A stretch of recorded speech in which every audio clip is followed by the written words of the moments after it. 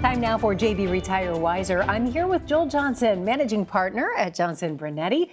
Social Security can be central to your retirement, and today we're going to address some of your questions about Social Security. And our first question today, Joel, comes from Paul. He says, can I begin taking my Social Security benefit while I'm still working?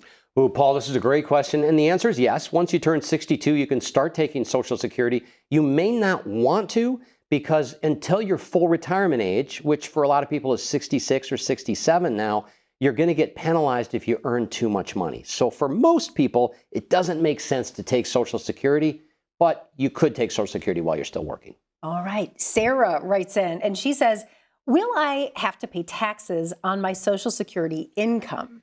Yeah, Sarah, most likely. If you live up here in the Northeast, you're probably going to need more income than just your Social Security provides. And so chances are, with your other income that you're going to get from retirement accounts or from a pension or 401k, you're going to end up paying some taxes on your Social Security, which is why the timing is so important. Okay, Joe's question.